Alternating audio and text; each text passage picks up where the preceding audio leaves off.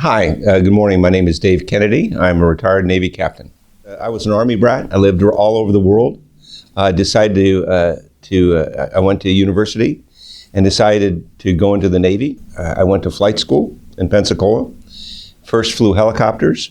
After a tour flying helicopters out of San Diego, made a jet transition and flew A-7 Corsair attack airplanes on aircraft carriers.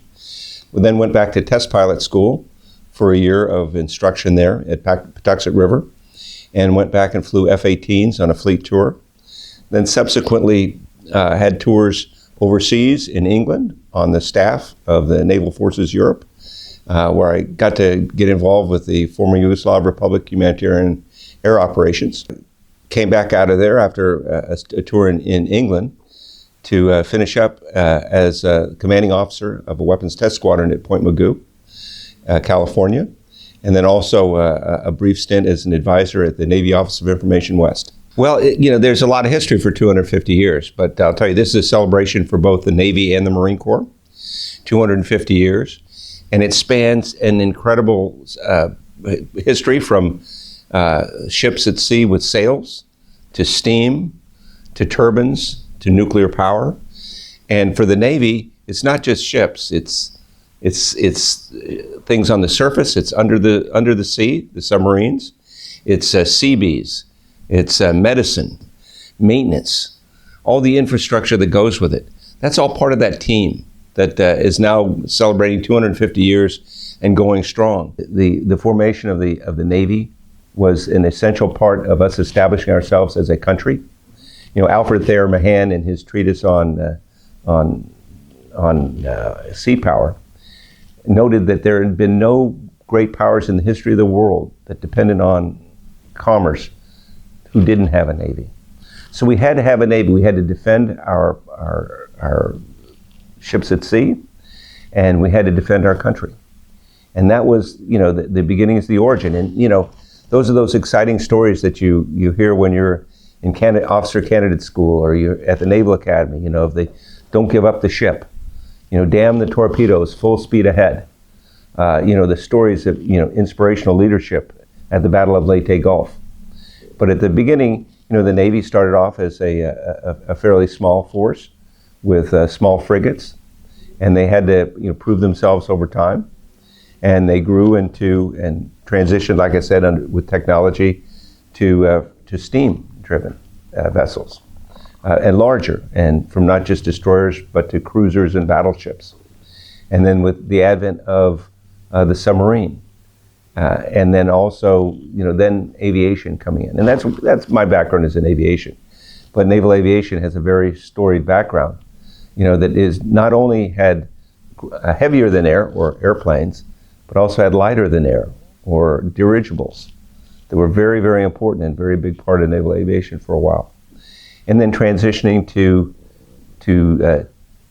jets, and the use of the carrier, and also patrol airplanes ashore. We don't hear about those guys because what they do is so important that they don't even talk about it. But they're based all over the world, and they monitor traffic at sea, and they monitor submarines, and they're patrol, and it's called patrol and reconnaissance, and they're amazing at what they do. And our helicopter force, that is stationed not only on our destroyers and our cruisers, but our battleships and ashore, with tilt rotor as well as regular rotary wing aircraft, providing search and rescue, reconnaissance, offensive, anti-submarine warfare, all of those things. They just do everything. They're multi-purpose, and we could not exist without them. We take a lot of pride in the Navy in being at the front line, to being there at the very beginning, at the very opening of anything that happens, to remind the bad guys that they're being watched, that we're there. And it's a great force for deterrence, and I'm very proud of that. It was always a new adventure and a new sense of excitement. And it was always to try to be ready and to be at the edge if the call came. Because you know what they say, you don't get to pick your opportunity picks you. But you want to be there, and if you want to be there where things are happening, you go in the Navy. Delivering food by parachute drop. That's one of the things I'm pretty proud of, because we had a very difficult task, which is to provide sustaining food to people that were starving in the middle of winter. How do you get that food to them? We don't have supply routes. We don't have trucks. We don't have any of that. We decided to use airdrops from Air Force C-130 aircraft flying out of Ramstein, Germany. And we had to prove that concept and then tighten it up. And things never work right on the first day. They never work right on the first day, but you can't be discouraged. You take the information and you feed it back in, and you make it better the next day.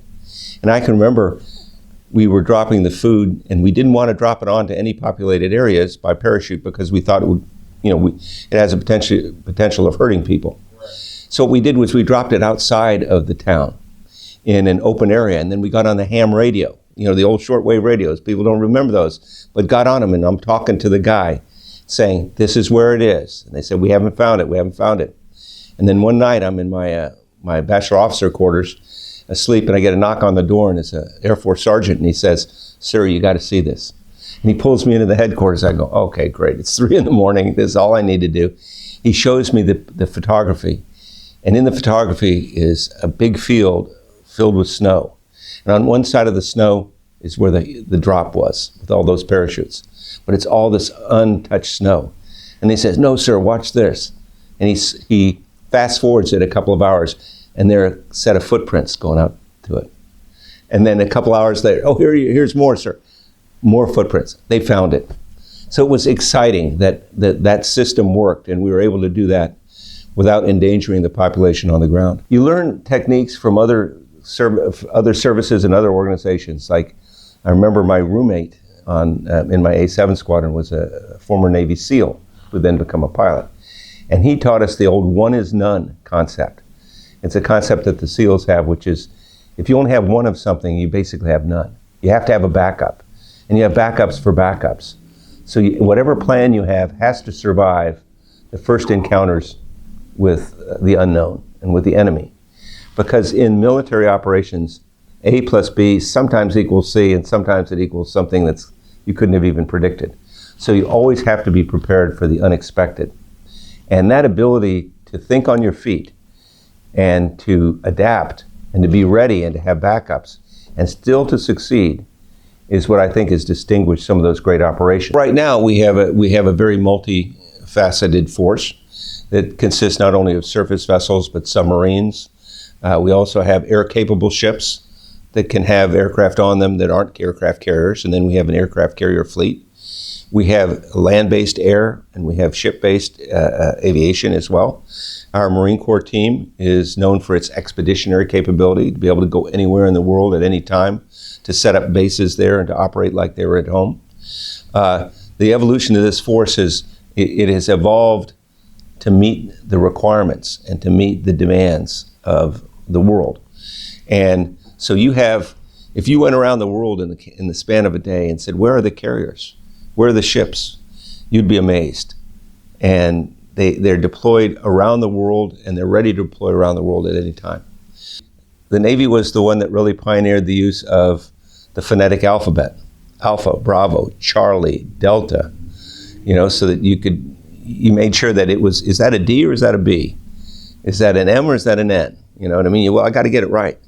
And also signal flags that you could tell from a distance exactly what somebody was saying. It's very specific uses of words and abbreviations. Roger. You don't say repeat. You say again. Why? Because repeat means fire again. So if you say repeat, that is now telling somebody to fire again. But if you want somebody to repeat, you say, thank you, say again, all over after so-and-so. But we have to be very careful that we can communicate briefly, but succinctly and clearly, and that we can confirm that. One of the things that they teach you in leadership courses is the difference between an order and a command. And an order and a command are completely different. A command is turn right, turn left, move forward, move back, stop, start, right? It's a command. An order is go forward and win. Your job is to secure this area.